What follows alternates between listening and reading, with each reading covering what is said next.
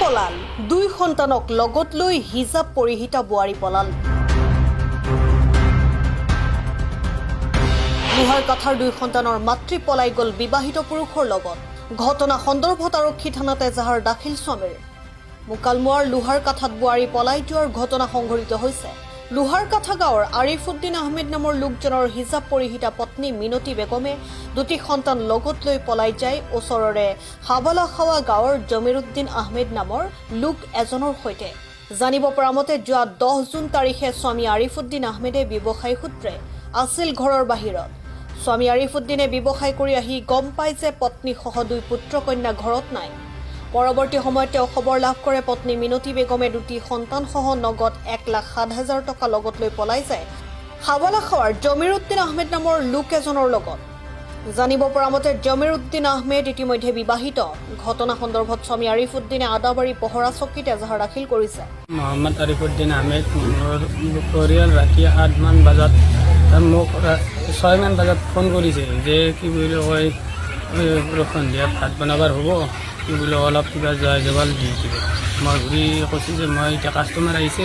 কি বুলি অলপ দেৰিকৈ দি দিম মই কাষ্টমাৰ কমিলে তাৰপিছত মই কাষ্টমাৰ অহাৰ কাৰণে ফোনটো কাটি দিলোঁ তাৰে মোটামুটি 8মান বজাত মোৰ ভণ্টি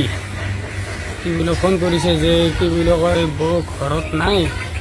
কি বুলি ক'ত গৈছে মই গম পোৱা নাই কি বুলি কয় মাকৰ ঘৰতে গৈছে নেকি এবাৰ সুধি চোৱাছোঁ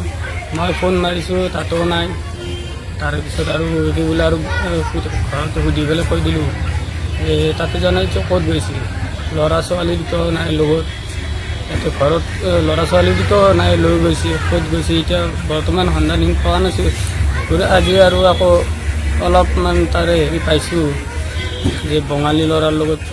হেৰি নহয় যোৱা বুলি পলাই গৈছে তেখেতৰ নাম কি ল'ৰাজনৰ যাৰ লগত পলাই গৈছে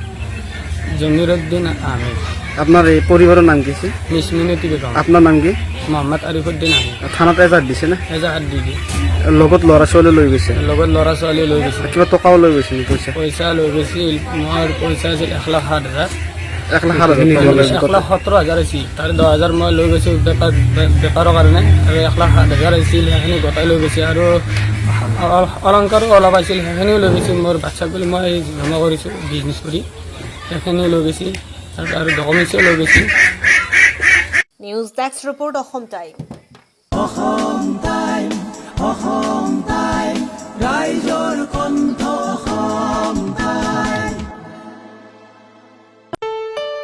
ঘৰত আনন্দ আৰু সম্পৰ্কৰ চমক বজাই ৰাখিবলৈ জৰুৰী হৈছে সকলো আনন্দময় মুহূৰ্তত মৰমৰ উপহাৰ দিয়াটো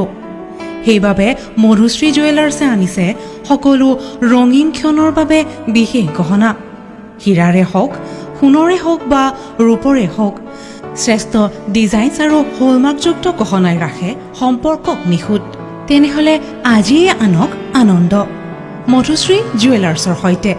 যোগাযোগ কৰক 7028000341